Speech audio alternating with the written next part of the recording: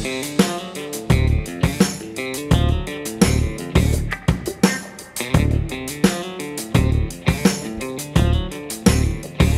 Finally शानदार actress Vidya Balan की much awaited film Shakuntala का ट्रेलर आ रहा है और ये लुक है विद्या बालन का, देखिए।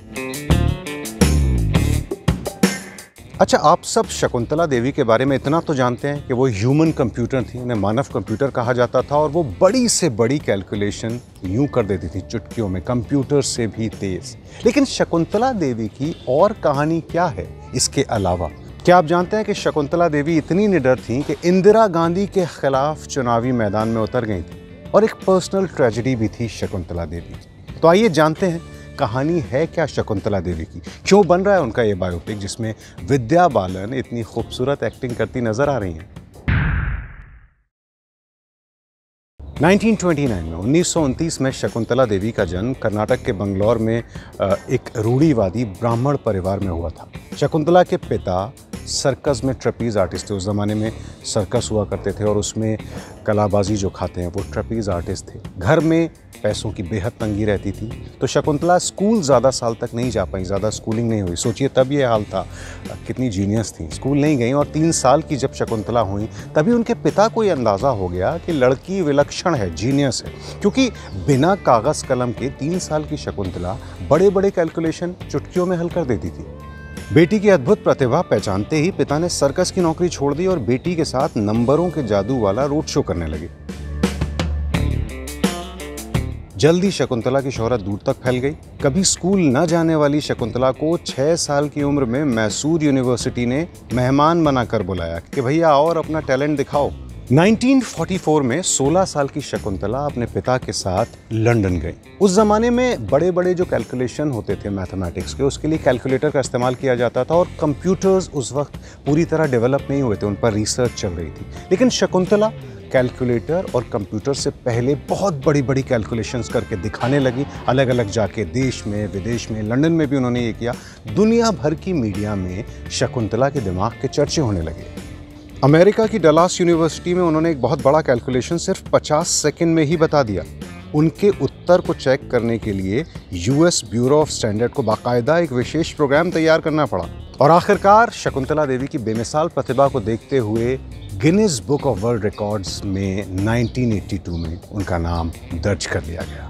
लेकिन उनका टैलेंट सिर्फ मैथमेटिक्स, गणित तक सीमित नहीं था। वो ज्योतिष भी बहुत अच्छा जानती थी। इसके अलावा उन्होंने किताबें भी लिखी, उपन्यास भी लिखे, कई नॉवेल्स लिखे। लेकिन वो अपनी लेखनी से जिस किताब से चर्चा में आई वो किताब थी समलैंगिकों पे, होमोसेक्सुअलिटी पे। उन्होंने ये किताब जब लिखी तो चर्चा शुरू में हुई कि शकुंतला देवी इस तरह की किताब लिख रही हैं। जैसी किताब वो पब्लिश हुई, कंट्रोवर्सी में फंस गई, शकुंतला देवी विवादों में आ गई। उस किताब का नाम था वर्ल्ड ऑफ होमोसेक्सुअल्स।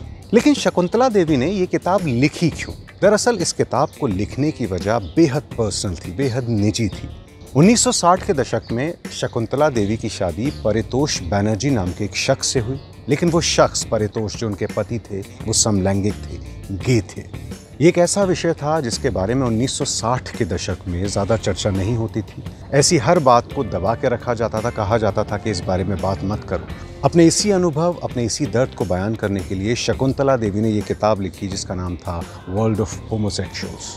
इसे इंडिया में होमोसेक्सुअलिटी यानी समलैंगिकता पर बात करने वाली पहली गंभीर स्टडी माना गया, क्योंकि उस जमाने में इस सब्जेक्ट पर समाज में चर्चा नहीं होती थी। तो समाज से बिल्कुल डरती नहीं थी शकुंतला देवी। हर रूढ़िवादी मानसिकता के सामने निडर होकर खड़ी रहती थी। निडरता का यह आलम था कि 1980 में बाकायदा इंदिरा गांधी के खिलाफ चुनावी मैदान में उतर पड़ी, चुनाव लड़ा।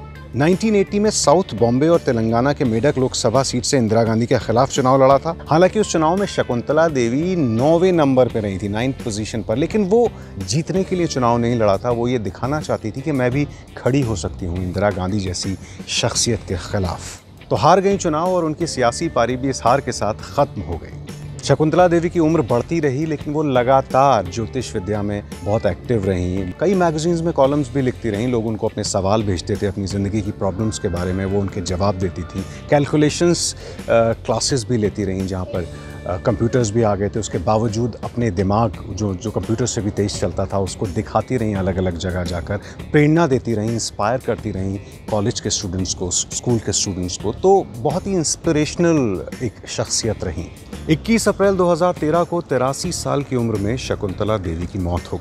लेकिन जो शानदार ज़िंदगी उन्होंने जी, जो इंस्पायरिंग ज़िंदगी उन्होंने जी, उसमें वो एक बात तो साबित कर ही गई कि अगर इंसान ठान ले तो कंप्यूटर को भी हराया जा सकता है। अब विद्या बालन उनकी शख्सियत को पर्दे पर लेकर उतर रही हैं। बेमिसाल एक्ट्रेस हैं विद्या बालन भी, और मुझे उम्मीद है कि नई ऊंचाइयों पर ले जाएंगी शकुंतला देवी की कहानी को। जुलाई के अंत में रिलीज़ हो रही है ये फिल्म अमेज़ॉन प्राइम वीडियो पर। कैसी है ये फिल्म हम आपको बताएंगे देखकर, और देखिएगा ज़रूर, क्योंकि विद्या बालन इतना शानदार रोल करने वाली हैं। ट्रेलर से ही, जो टीज़र आया था उसी से ज़ाहिर हो रहा था, अब ट्रेलर भी आ ही गया है, बस देखिए। एबीपी न्यूज़ आपको रखे आगे।